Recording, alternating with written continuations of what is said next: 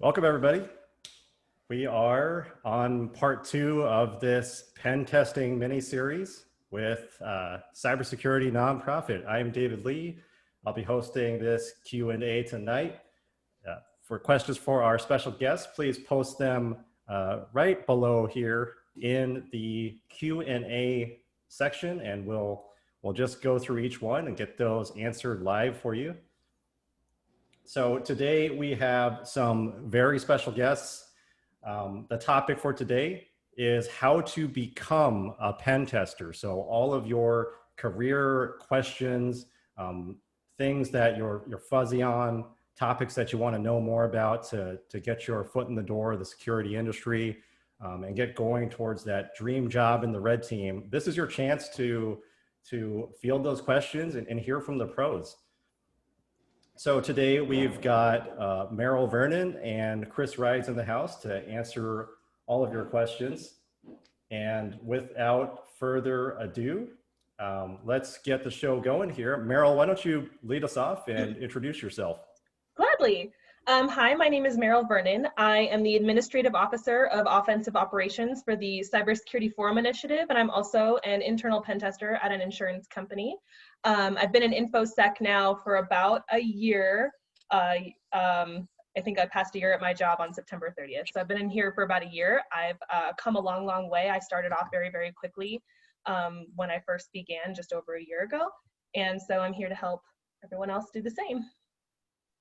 Kris? Thanks, Meryl. Yeah, Kris Rides here. I'm CEO of Tyro Security. We're a cybersecurity staffing and professional services firm. My background's recruitment. I've been in it over 20 years now. I know what you're thinking. How do you don't even look old enough to be in it for 20 years, Kris. That's exactly good makeup. Don't laugh, Meryl. Meryl, it's not good. Don't laugh at me. So yeah, I've been in it over 20 years. The last 8 years, I've been solely in cybersecurity. We started off our business providing with a business partner of mine whose background is actually penetration testing.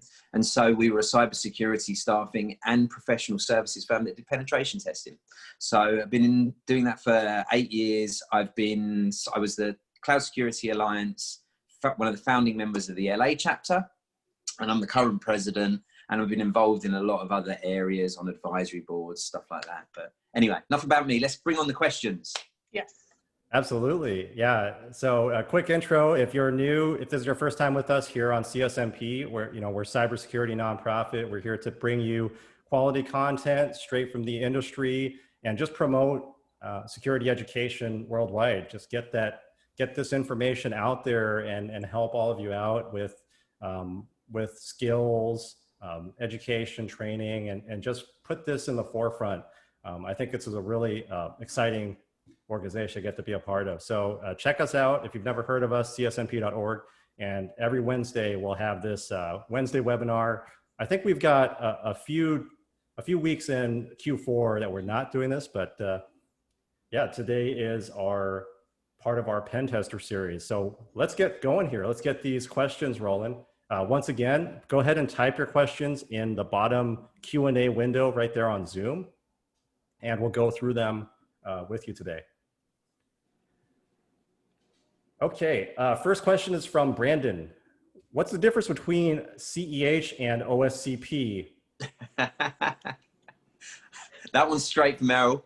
Where you go, I know you wanted this question, you were hoping it would come up. I literally just said I was so sincerely hoping that this question would come up. So the actual difference between the two certifications is that the CEH, Certified Ethical Hacker, is given by EC Council, and it's generally regarded as the gateway certification to start pen testing or doing vulnerability management and offensive ops for any government or DoD agencies.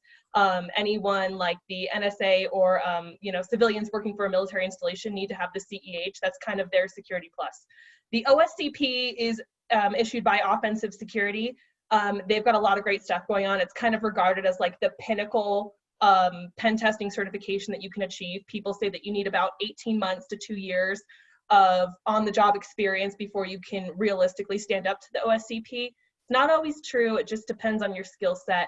The CEH, you can take the test, but you cannot apply for the certification until you've had 2 active years working in InfoSec. So it's kind of one of those like ISC2 certifications where you can't quite get the cert unless you've been here for 2 years, but you can test on the knowledge early. However, the number one thing I want to call everyone's attention to with both of these certifications, and this is one of my biggest soapboxes right now, is that both of these certifications are great.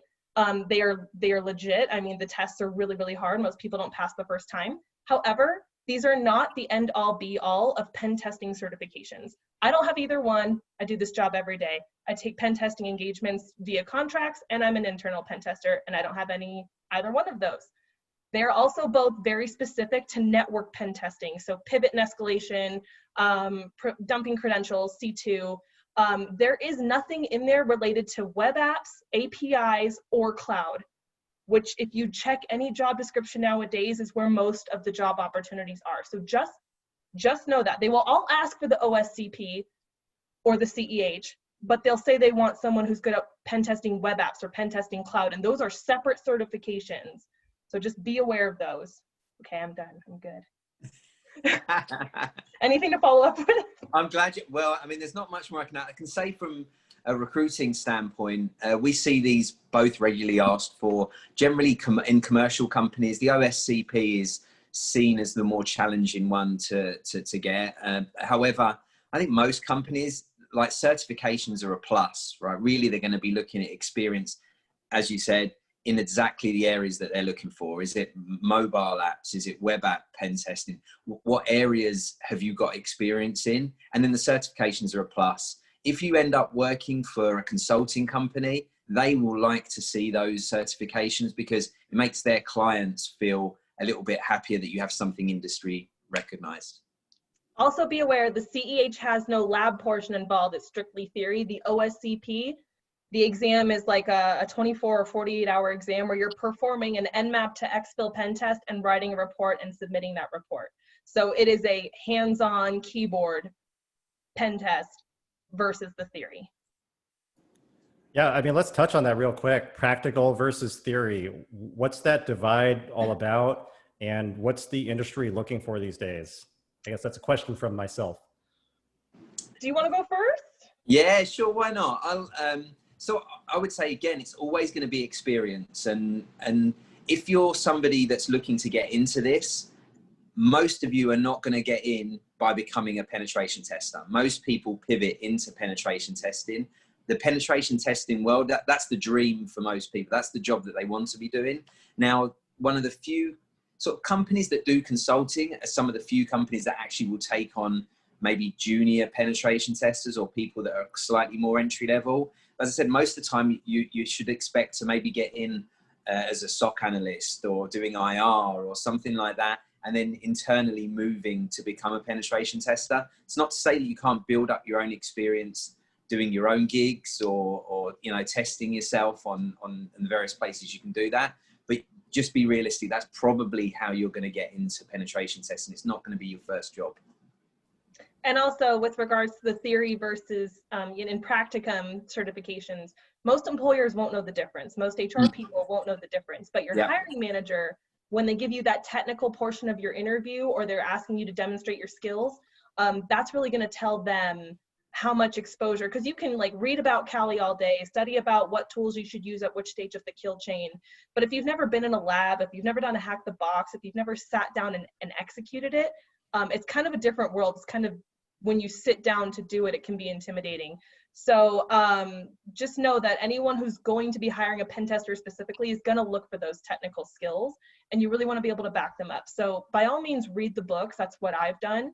But then get your hands on a Pi and install Kali, or get your hands on a Kali box and just start practicing somewhere. And because the more you do, the more the theory is going to cement itself in your brain.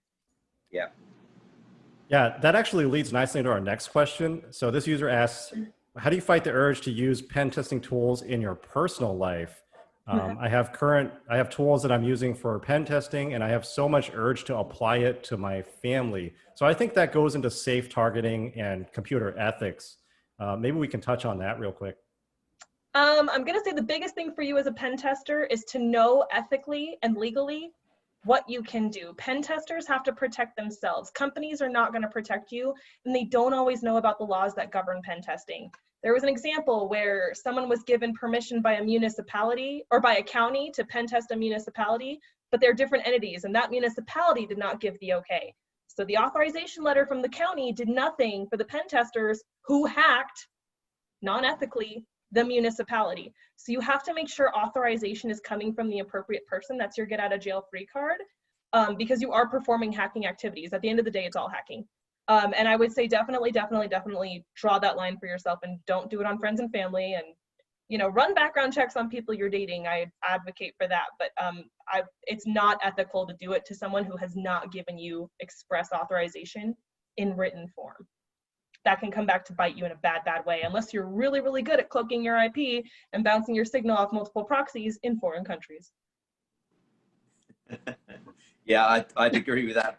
Actually, having a penetration testing company, if you don't have the contracts and you don't know where the boundaries are, you could get yourself in a lot of trouble. And there are times, even when we're doing this sort of stuff, where clients use third-party tool or third-party software, and we're testing their software, and we don't see where the boundary is between their software and the issue we actually find is in a piece of software that they use. So in that case, we have to handle that very delicately.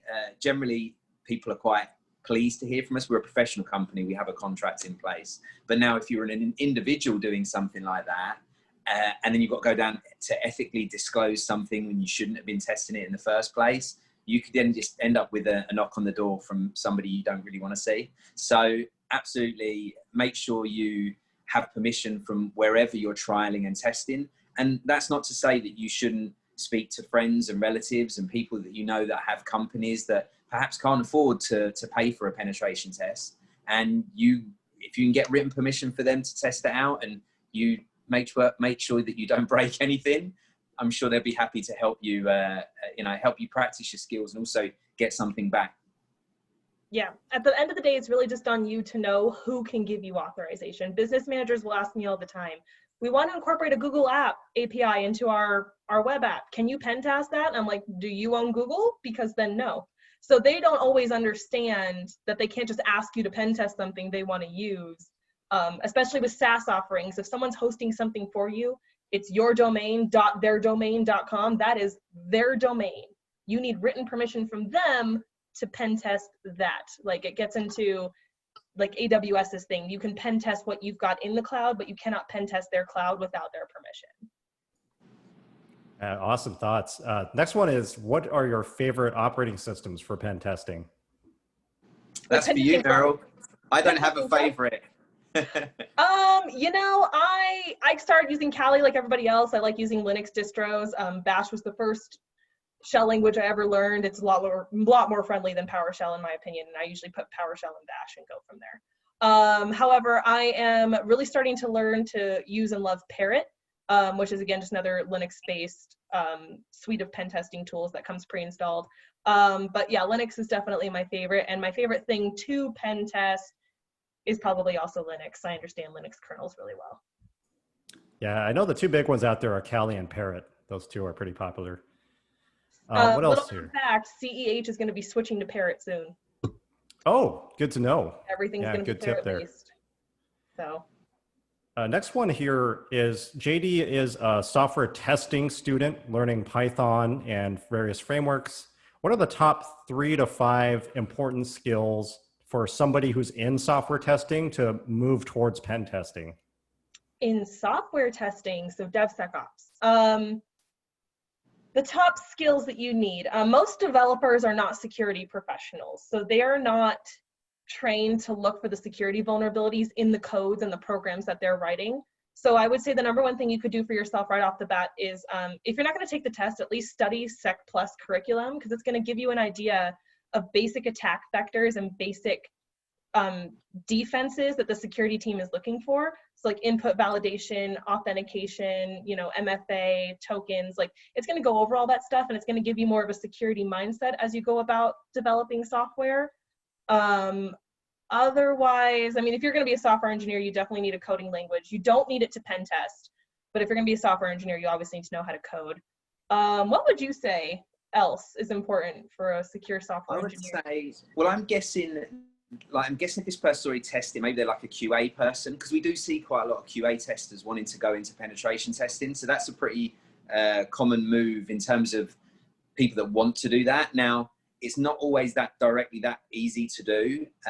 I would say to them, first off, if you're working within a company, make that pivot within the company. So if you're a QA tester and they have a penetration testing company, the easiest way to get into it isn't necessarily for me or Meryl to give you the top 3 skills. It's for you to ask internally to that manager, what would you like to see me learn to enable me to get the next opportunity in your team? So I would encourage that first of all. Outside of that, the most important things that I see and we have a lot of penetration testers and a lot of people that want to be penetration testers. And some of the most important things we see, first, one of the things is certainly to make sure that I love that you're doing Python. To the ability to automate is great. Definitely to have a coding language is important.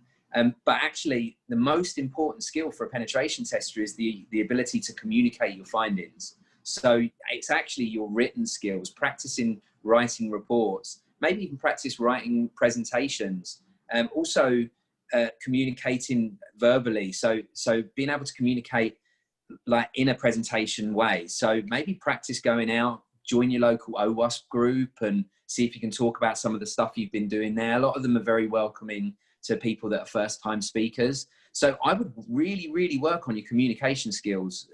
A lot of people out there are amazing technical penetration testers, but they won't be the best penetration tester in the world because they're not able to communicate their findings. And that is really where the money is, right? That's what you get paid to do. I would agree. In fact, I was given my first role in InfoSec ever straight from marketing because I was someone who, growing up with like an engineer dad, but working customer service, I could translate technical to non-technical very easily and break it down. So I write my own reports, and I defend my reports to business managers, IT ops, chief level execs. And the second you start talking about shells and programming languages and vulnerabilities, their eyes glaze over. Like, you really got to give them business context. You got to identify risk. That's what they care about, what dollars it's going to cost. And IT ops is going to care about like the technical aspects of how they actually remediate stuff that you find. Like, the key of being a really good pen tester is not to break stuff really, really well.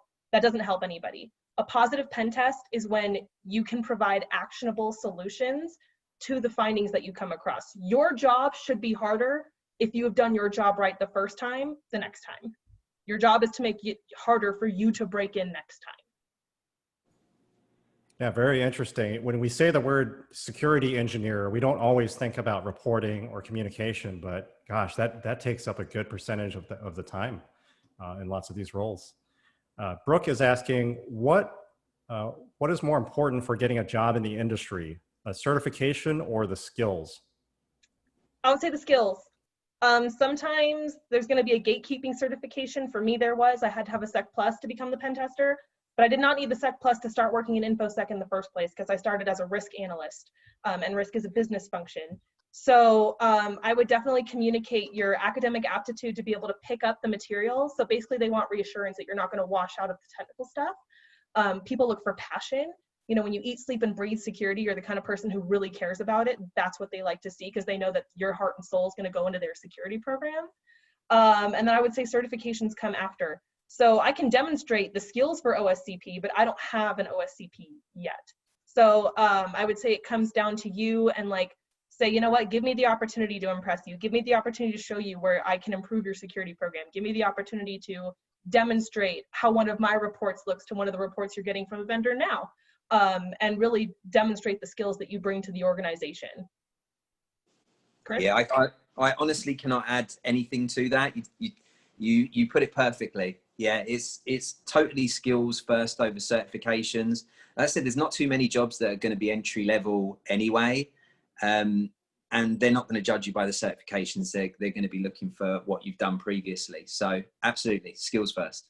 I want everyone to know the only certification I have from a body versus a vendor is my Security Plus to this day. That's what I've got. So very interesting. And this industry is kind of notorious for all of the certifications and all of the paths you're plotted to take. So interesting to hear that perspective. But again, these higher echelon ones can take you a while to work up to, so you don't have to spend 2 years gaining your OSCP to break in. That's not the case at all.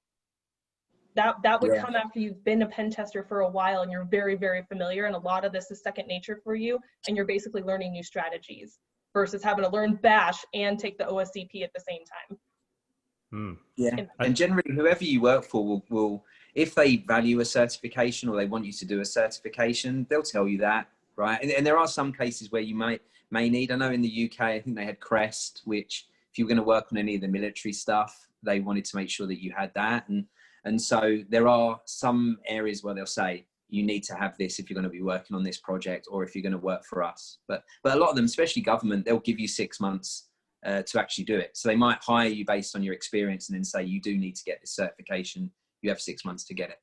Mine said be eligible to get this in the next 18 months. So basically in the next 18 months, you need to learn enough to know that you can sit for this. So. David in the audience says, I'm new to the industry in general, and I'm trying to decide if pen testing is the route that I would like to pursue. What resources would you recommend in helping me decide that? I have promised an audience this once 2 weeks ago already, like a path on where you can go in InfoSec.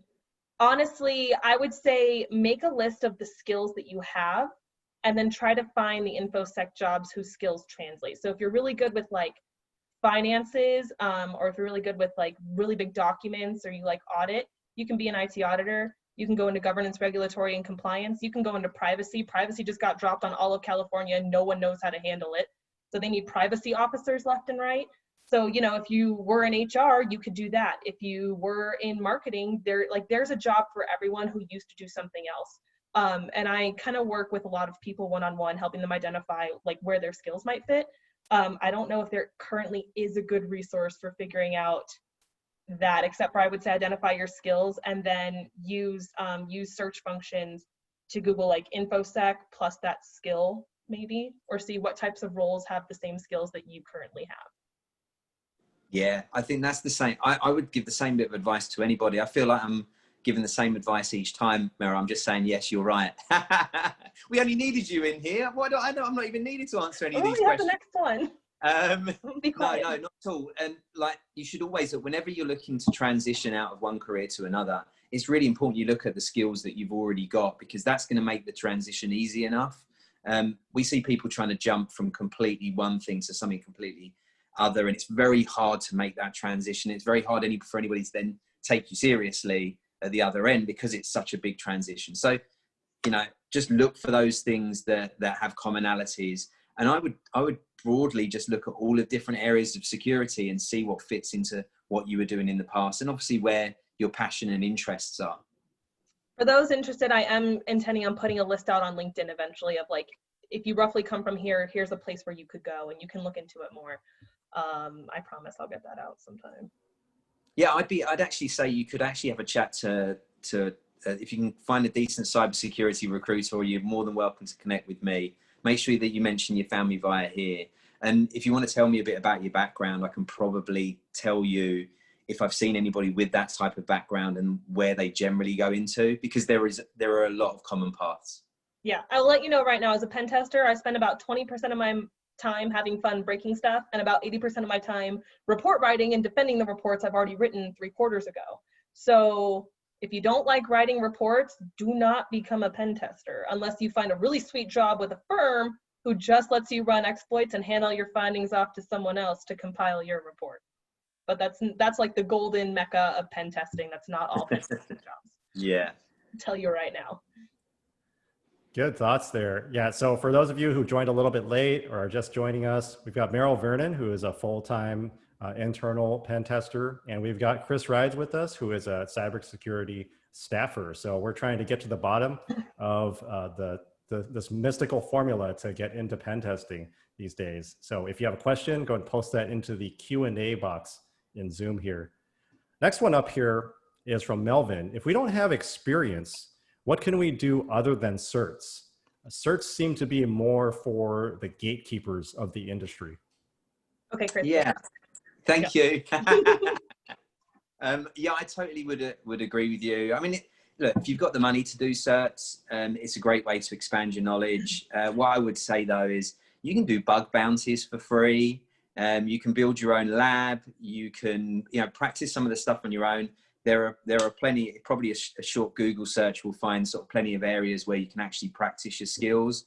I would also say that eventually when you've got a set of skills, if you want to get the commercial experience, there are probably non-profits and small local businesses that would love a penetration test and love to know how they could really secure what they're doing, but they don't have the money to go out and pay the vast amounts that it costs to get a professional pen test done. So if you can get permission and you do want to get that in writing, like we said, you can build your experience by working with them, and that's valid work that you can put on a resume and actually show that you've done. It will certainly help to bridge that gap. And then what I did personally was I started seeking out the places where I could contribute what I already know. So when I started working in InfoSec, I didn't even know where I could go in InfoSec. I thought I wanted to be in GRC until I found pen testing. I was already working with like our policies and like our ISMS, because we're ISO compliant, and PCI DSS and like SOC 2 Type 2 audit. So I was getting exposed to a lot of controls, and I had a lot of passion for like hearing how, we were going to address, my team was going to address a certain issue that we had or a hole that they identified. And I started going out to like CIS security, the CIS who write the benchmarks. When I was super passionate about cloud and no one at my company had it, like we knew we needed cloud people, but we didn't really know how and didn't know how to test it. I became one of the first people at my company to get cloud involved because I knew that's where everything was going. So I actually helped edit and co-author the CIS benchmark for AWS Foundations. Now anyone who pulls up the CIS's standards for AWS cloud, my name is on it. So you can start getting your name out there. You can start writing for blogs. You can start, if you have a passion in a particular area of security, start getting your voice out there, start getting known. And you can point to these as credibility markers and say, I haven't had a job in security yet, but I'm passionate about it. I write for this blog. I put out these videos helping people learn this. I get involved with CTFs when I can. So there are a number of ways and organizations who love to be involved with the community. This is a very involved community. No one's gatekeeping all the secrets. And you can get involved in ways that won't necessarily pay you, but that it's worth your time to get your name out there. Yeah, absolutely. And build your network. I think that follows on, a lot of the local, I mentioned OWASP, but you got ISSA, ISC squared, have groups. I mean, I'm sure offensive security people get together. There are certainly I know there's a couple of pen testing groups near me that just have meetups. Now, of course, they're not meeting in person at the moment, but that will go back to that at some point, hopefully soon. But in the meantime, a lot of them are still doing virtual meetups. Get networking. And the great thing about virtual meetups is even if you don't have a local one, you can join one that's miles away and you can learn off people. So there are a lot of free areas where you can network, get advice. And a lot of the time you'll find some really experienced pen testers are actually hosting them or part of them. Yeah, for pen testers specifically, if you want to get into pen testing, you need to show up where we show up. That's where I found the people to track down and like, listen, I have a stupid question and I need you to answer it right now. That was on Discord, that was on Twitter. And people are putting out tons of resources and tons of tutorials and tons of videos in Discord. And we're all just sitting there talking about these things together and like, hey, I need help with this. And 6 people will volunteer to help you figure it out. So just if you show up where we show up, then you will be notified of these things as they come up and you'll get involved and people will get to know you. Yeah, lots of questions about certifications and their viability for getting you into the industry. But it sounds like this is a mixed strategy. You don't want to just lean on one thing. You want to build your network, build your skills, and show all of that off, it sounds like is the way. I mean, if you put a certification into a search bar on Indeed, like CEH, you're come up with 100 job descriptions. Mm-hmm. But again, the CEH takes a while to obtain. And, I came from the background of a single working parent, and I did not have the 2 years to wait around to get my first cert, to get my first opportunity. So I started whittling my way in the other ways that I knew I could. What kind of job titles can we expect to see in pen testing, and what kind of companies will normally have or hire this type of job? It's interesting. Well, I mean, many companies use third parties to come in and do their penetration tests. Now, that doesn't mean that they won't also have internal teams that do that. I think generally you've got to be, small businesses often don't do any penetration testing, and when they do, it's because they're being driven by external factors like governance or a vendor. They have large vendors that insist they have penetration tests. Those kind of companies tend to just use third party. When you get slightly bigger, they will have internal penetration testing teams. That could only be one person, and they'll also be doing their third party pen tests. Now, we start seeing some of the skills start getting mixed up with application security skills. So they might have some of their application security people also doing penetration testing, because often they're involved in fixing some of the issues that might come up anyway. So from a recruitment point of view, we tend to see either just penetration testing jobs, and that's solely what you do, and it tends to be larger companies that have those, or they might build some of those skills into some of the other areas. Normally AppSec, DevSecOps jobs, some of those get them tied in. I would say though, the difference of size of company can completely change whether they do some penetration testing or not. I think somebody mentioned something about their company only doing third party. I saw something come up on there. And I would say to you, there's still somebody that has to have a look at that report that's produced. And if that's something you're really passionate about, try and get involved in looking at that report. Try to get involved and say, look, I'd like to replicate those vulnerabilities that they've found. Can I get involved in that? And I've got my way is, if you volunteer and you offer to do the job, and you often end up getting that job, right? They don't realize they need somebody solely to do it until you're already doing it, and they're like, this is great. So put yourself in a position where you can do that. That's exactly what I did. I was a risk analyst, and I, cleaned up and automated my job with some beautiful processes. And then it took about 10% of my time. I said, what else can I do? And my boss would be like, I have to write this. Like, she would manage our vulnerability scanning. She'd be like, do you want to write this report? I'm like, yes, I do want to write reports. Anything with my name on it that's getting in front of other people, that's what I want. Can I attend a readout meeting, like Kris said, with the vendors who did our last pen test? Can I attend the meetings where we're discussing remediations for these things, so I know what our capabilities are? And so I started moving into vulnerability assessment and then vulnerability management. And then from that, they figured out that they needed someone doing this full time, actively assessing the controls. And I want people to understand, pen testing is kind of a mature step. It means that you're already pretty compliant to whatever framework or governance or law that you're required to be compliant to. And now you are saying, I think my controls are so good, I want to see how they stand up against someone coming at them like for real. Versus like, we're just gonna rest on our assurance that everything should work the way that we planned it to. So from the blue team, from the defense team, comes the red team later. Where there is an offensive team, there was first a defensive team. You're not just going to go right into offensive ops, because for organization maturity, it makes no sense. So if you have to get an analyst role, if you have to get a vulnerability management or assessment role, those are good words. Analyst, assessor, management, or if you get on the security team, you can very easily bridge to pen testing from that, because you're working directly with the vulnerabilities. And then you're saying, I understand these well enough that I can come at them. And if you think our WAF is going to stop this, I can test that for you. I know how. And they'll start seeing you in that offensive light. Yeah. And you've actually, just to add to that, if you're reviewing the penetration testing report and you start working with the penetration testing company to try and, recreate those. Basically. Those are ride-alongs for free. Totally ride-alongs. Plus, you're developing a relationship with a penetration testing company who might want to hire at some point. And if your company are never going to make that a potential job for you, you may well find yourself building an amazing network and relationship with a third-party penetration testing company that's hiring and wants somebody like you. So, it's good for you as well. Yep. Both ways. Can't hurt. So say somebody goes through this process, they get all these certs, and then they finally land that interview with somebody who's hiring for a pen tester.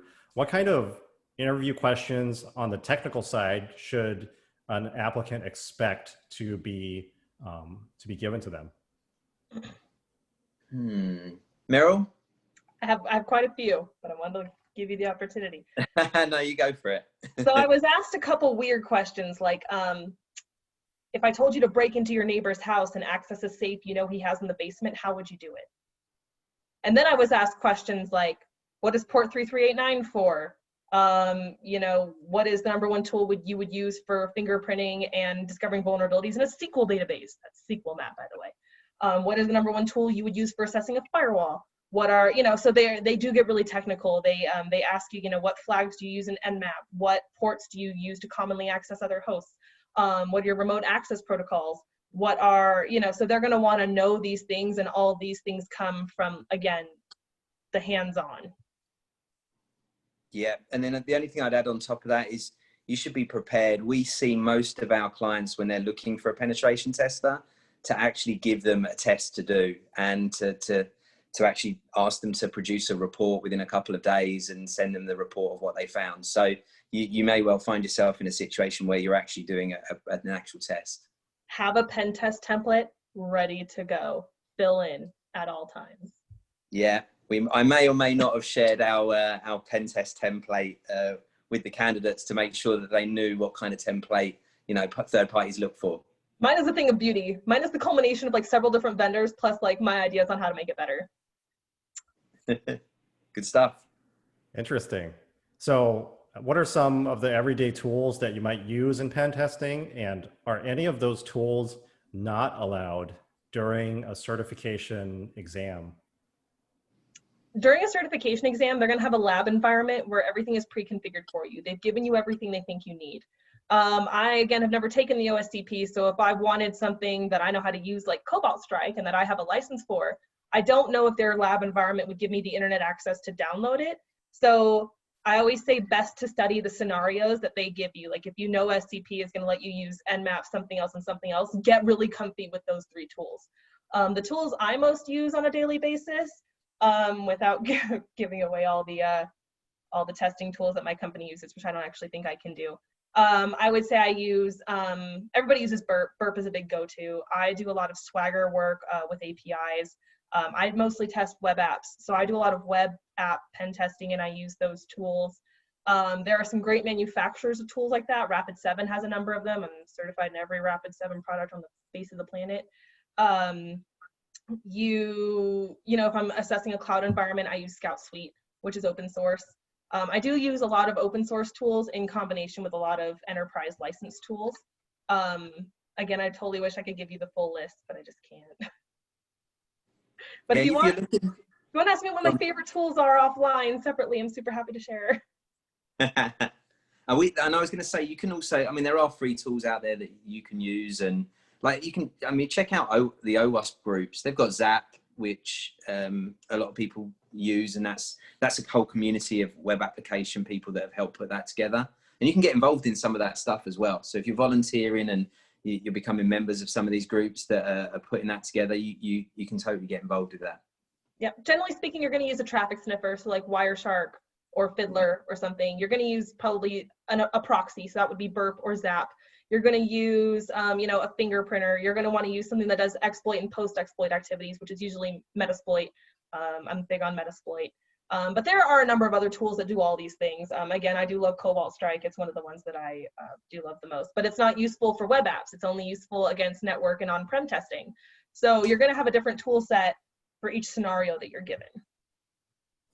What would we recommend for web app or cloud pen testing certifications?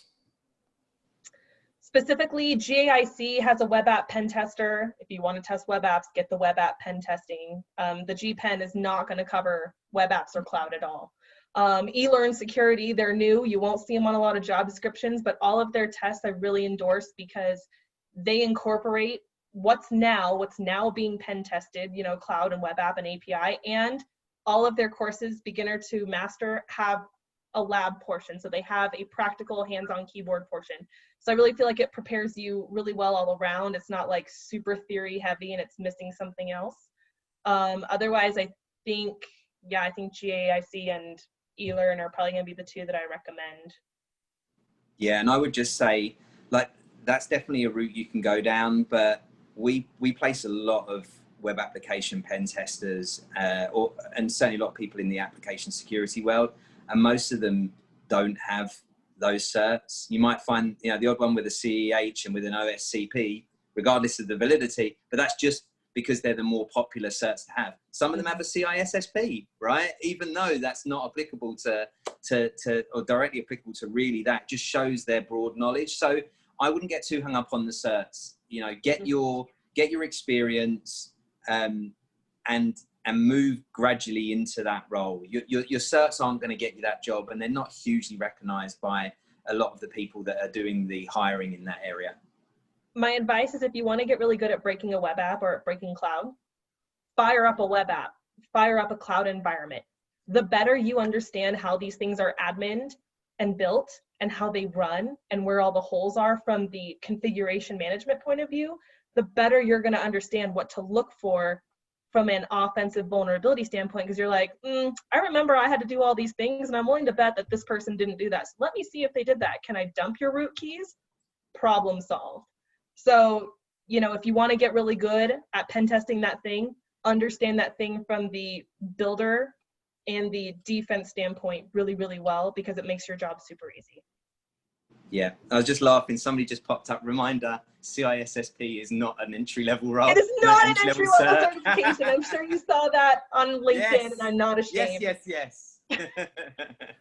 Myth dispelled. You heard it here, folks. Yes, that is actually a legitimate post on Twitter from ISC Squared themselves, and they came out and said, "Hey, we're not entry level." Mm-hmm. In fact, that's viewed as like the CISO certification. Once you have one of those, you can go build an InfoSec program all by yourself. Amazing what that does. Look, I actually just saw somebody put this on there. Penetration testing generally isn't an entry-level role, right? You're going to have been doing some IT for some amount of time, and you're probably going to have been doing some sort of security before you enter into penetration testing. So I totally get it's frustrating for anybody that's on here and is an entry-level person. I totally understand the frustration of the job specifications and descriptions that you're reading. They're absolutely terrible. Most of them aren't properly written, and they're not written even by hiring managers. I spend a lot of time talking about the hiring process and the job description writing process, the interview process. You know, it's very broken in most companies. So yeah, don't worry. Those industry recruiters that actually know what they're talking about feel your pain. Yeah, I was an analyst for 3 months before I became a pen tester. Can happen quickly. It can. It just depends on how fast you want to learn. Totally. But generally speaking, you'll be in security or in IT ops. And although you're intermediate IT ops, you're beginning level pen tester. Just so you know. Yeah. Next one's from Jennifer. Meryl, I'm a web dev looking to follow your lead and getting into InfoSec/pen testing on the fast track. So Jennifer's in a hurry here, and I admire how quickly you did it. What do you recommend for me to get to that point, and what are the best things to focus on? As a dev, you come from a really advantageous background because you already have more coding and scripting than I currently use. I can currently script in some Python, and I can edit YAML and JSON, and I get by. So I would say you need to start putting yourself in a security mindset. Most devs are not security professionals. So that's why when we test their apps and they get all angry, like, I didn't know about input validation and all these things. It's like, right, because you're not a security professional. I look for the things I can exploit, and you just want to build code, and you have a lot of code that you deal with. So, you know, read a Sec Plus book or get the Sec Plus certification. And the sooner that you are coding while keeping security in mind, and you can say, look, I've already built DevSecOps into what I do. I am coding security into my app as it's being produced. And I'm so sure about it that I can perform a vulnerability exploit on my own app, and it will survive. That is the key difference between a vulnerability assessment and a pen test, is that we are not just looking for the vulnerabilities and saying, this could be exploited in this way.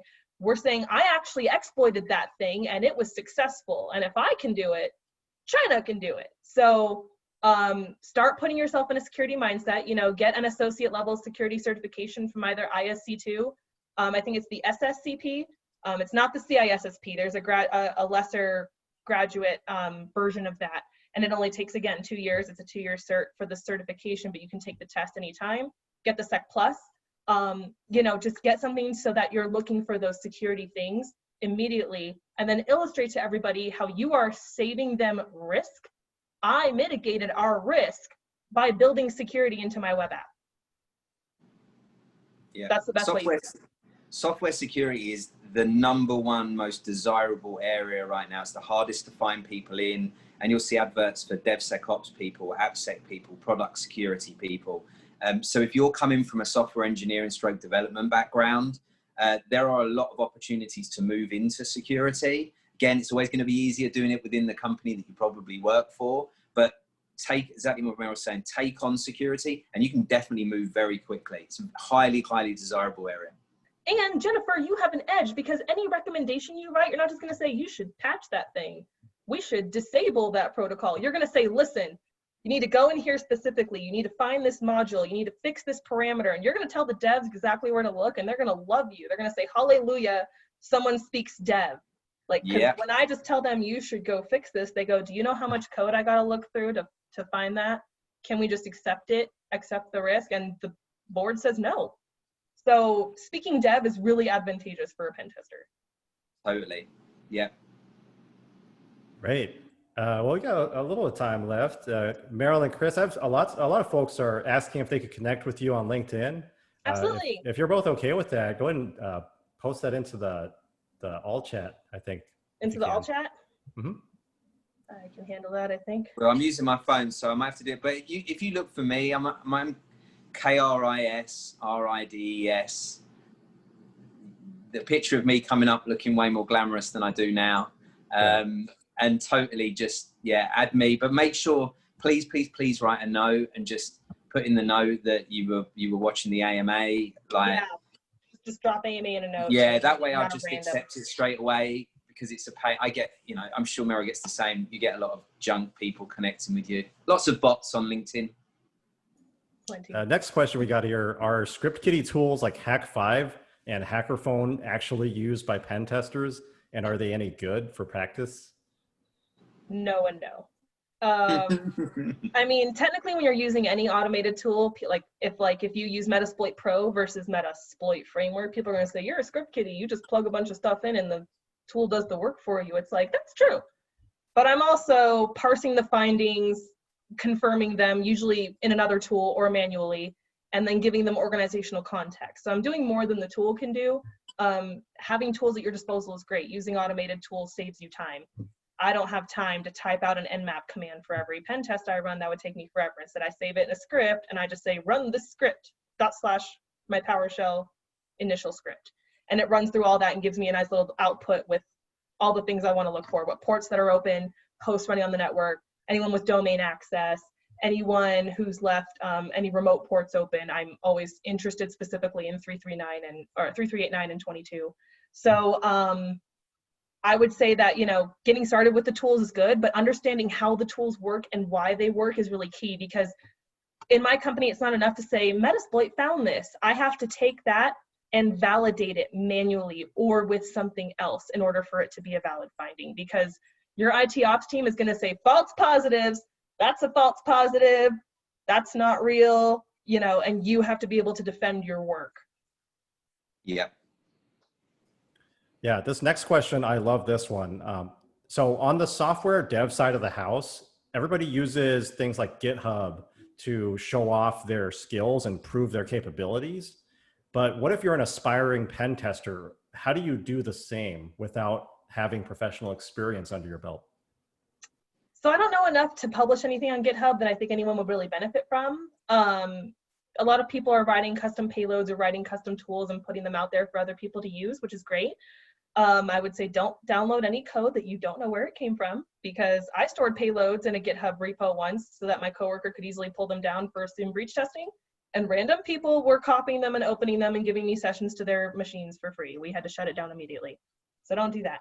But what you can do is, again, if you have an nmap script that you really like you know how to run nmap or SQL map or netstat, and you can run a bunch of initial commands. You would basically have to run it first to see what you're working with, and you put it in a great script, and you can say, hey, I put this in a great script. I always use this when I start. I don't know if anyone else can use it. Someone might say, hey, thanks for inventing that wheel, so I don't have to do it. Or they might say, I like most of what you did, but I'm going to dial my nmap down from T5 to T1, so it's a little more sneaky. So you can start contributing content even if you're not writing the next big lateral movement tool. There are new payloads every day being written for MITRE-aligned testing. Atomic Red Team is basically a collection of individual scripts people wrote that they combined and said, this will test for this tactic, this will test for this tactic. So if you can figure that out, and those are like 2 lines long, they're not very long, but they produce some good results for people. You can always put out something on stuff that you use. I use this in conjunction with this. One of my favorites is using Silent Trinity in conjunction with Blue Spawn.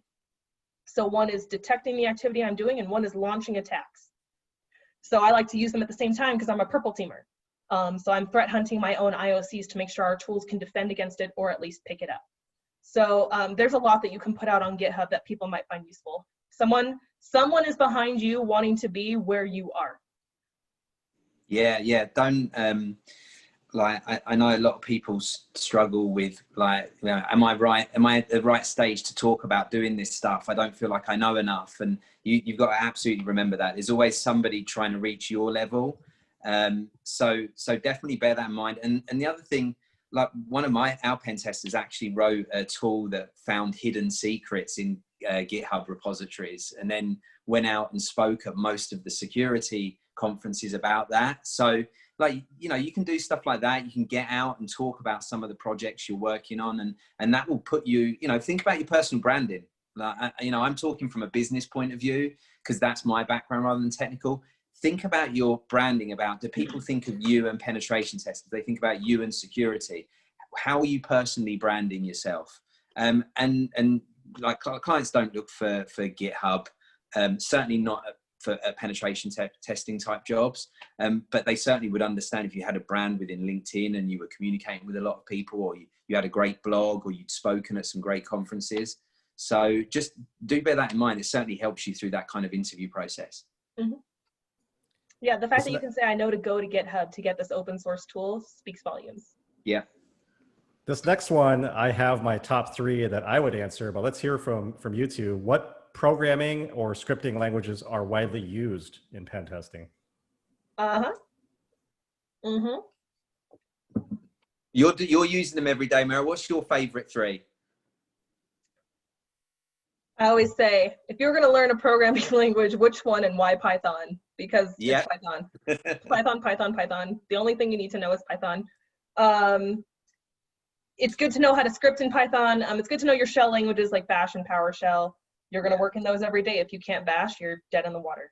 That was the first thing I learned. I bought Linux for Dummies and I learned how to Bash over one weekend. So get really, really comfortable with your basic Bash commands, and then everything else you have to troubleshoot is no problem.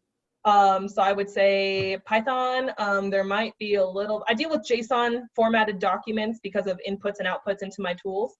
So it's good to know how to read JSON. I don't need to know how to write JSON though. That's really it. Python. Number 1, 2, and 3. Yep. There we go. Yeah, I help with the curriculum. I've been on the advisory board of NSITE, which is the National Cybersecurity Training Education Center. They work with the state colleges over here in the US. I'm sure we got people from all over on here, and that was my number 1 thing when we were talking about curriculums. It was to make sure that they were teaching them Python, regardless of what they were even going to be doing in security, regardless if it was penetration testing or something else. You've got to pick yourself up some Python. Awesome. Those were my top 3 guesses, were Python first and foremost, and then kind of underneath that, the shells like Bash, PowerShell. Got 5 more minutes here. Sai Sharma says, hey, Kris, this is Sai, one of your recruits at Snap. How important is it to be a good pen tester if you want to be a great defender? Great question, Sai. It's been ages. Hope you're doing well. Look, do you know what? To be able to be a great, like I always say, to be a good breaker, often you've got to be a great builder. And that's why development and software engineers then go on to make great application security people, right? So I think if you know both sides of the house, it helps you either way. So even if you're a blue teamer, to know what a red team does is really important. And more companies are now producing purple teams that do both. So yeah, I mean, like that's not really a question other than yes, you're totally right. You should definitely know whatever side you're on. It's always really helpful to know what the other side are doing. Yeah, if you know how to think like a hacker, you know how to defend against a hacker. Most blue teams' worst nightmare is that they're like, we think our firewall is good and everything behind it is good, but we don't actually want to know. But they don't know how a hacker thinks. So they don't know what the holes are that we're looking for and the sneaky things that we can leverage. And it's like fear of the unknown. So, you know, it's kind of like working your way up to server from having been a hostess. If you come in right in as a server, you don't know how the rest of the flow is working to get you your end result, which is tables. But if you started here and you were a busser and you were a food runner and then you became a server, you can leap in anywhere because you know how the whole picture works together. So again, every offensive ops team came from a blue team first. No one went right to red and said, let's test the defenses that we're not even sure are standing up straight. Yeah, this next one's interesting. If this person has the OSCP, but lacks penetration testing work experience and is having a tough time moving up into intermediate / senior offensive security positions, what kind of advice would you give this person? Tough. I would, well, it's very individual, right? So the first thing, a lot of the advice that we've already spoken about applies. So it depends, what are they doing at the moment? Like, where are they currently working? What's their opportunity where they are? It might be that they have to either take a step back or a side step into another company to get that opportunity. So you just have to be very, like, if you're only looking for penetration testing opportunities, there's a lot of people that would love to get into it, especially those that perhaps haven't got the commercial experience yet. So you've got a lot of competition. The best way to beat that competition is to do something where you're internally have already got a reputation. They know who you are. They want to invest in you and they trust that you'll do a good job doing it. And so that might mean that you actually have to take a sidestep and a non-penetration testing job somewhere else to get that opportunity to go into penetration testing. So I know it's probably not the answer they want to hear, but that's how most people do it. I have a different take. I would say hack the process. I would say, putting my marketing hat on, because I came from marketing, find the customer's pain point and then solve it. If you're already a pen tester, but you're not making that next leap up, figure out what their pain point is. Well, we don't have time to focus on that because we're migrating to cloud, or we're trying to stand up an API, or the API is not working, or whatever your buzzword is. Become an expert in that thing, and then become an expert in the security of that thing. And then you will know how to pen test that thing. And then you can say, hey, I know this is a big concern for us. I know I'm already testing all this over here. This is on autopilot. This is good. I'm prepared to take on this project for you and make your #1 headache your #1 security blanket. And that will get you a next step up too. Very interesting. Yeah, we're about at time. Thank you so much, all of you in the audience who took the time and gave us all of your thoughtful questions. I'm so sorry we couldn't get to all of them in this hour, but I really encourage you to just connect with these professionals on LinkedIn. And if you still really want to send out some quick questions, say, hey, I'm from the AMA and I've got this burning question for you. Let's just go around the room one last time. What are your what's your best nugget of advice for somebody getting into this field in 2020 with the situation right now, headed into the next year? What's your best chunk of advice? Kris, go ahead. Remember not to just play the short game, right? You're looking for the opportunity, and the opportunity you really want to do, the thing you're really passionate about, might not come straight away. So maybe if you're interviewing at places, and you'll be interviewing for jobs that aren't the job that you want to be doing right now, make sure you can find out whether the career path takes you towards that way. That's always going to be your easiest way to get into penetration testing. So be flexible and be open to opportunities, and ask the right questions when you're in your interviews to make sure that you're going somewhere that does give you that opportunity eventually. All right. Thank you, Kris. Meryl? I have a few nuggets. My biggest one is going to be to show up where we show up. Again, find the places where the offensive community and the pen testers hang out. We are always there giving back. We are always there sharing knowledge, and you can glean so much. That leads into my next one, which is get a mentor. I had, when I started, like 6 different pen testing mentors, and I currently still have 4. So mentors have encountered every problem that you're going to encounter. And like, if you're like, they want me to install this tool in AWS and I have no idea what I'm doing, we will help you through that. We will get you the resources. We will sit down and help you spin it up ourselves. Mentors are fantastic. And the last thing is, going back to the CIS AWS is not an entry-level cert. Do not believe everything you read on the internet. You don't need to be a coding expert. You don't need to be an OSCP. If you are, that's fantastic. We can help you leverage those things, but you do not need them to get started right now. I am living proof of that, and I can totally tell you how I did it. In fact, I'm giving a talk on exactly how I did it at Pivot to InfoSecCon on the 24th. But please come to people and ask, say, do I really need this? Is there really value? This is what I want to do. If this is what my org's pain point is. But know your organization, know where your organization is headed, and know what you can do to address their security needs, and you will be the security expert. It's that easy. Great. Well, huge thank you, Kris and Meryl, for taking time out of your evening and just joining us, joining this community and just giving back. I have just immense respect for security professionals that are givers in this community. And I think you set an amazing example for the rest of us to follow and make this community that much better. So a huge thank you for joining us. Yeah, thank you everyone for showing up. We had fun doing it. So kind. Yeah, we did.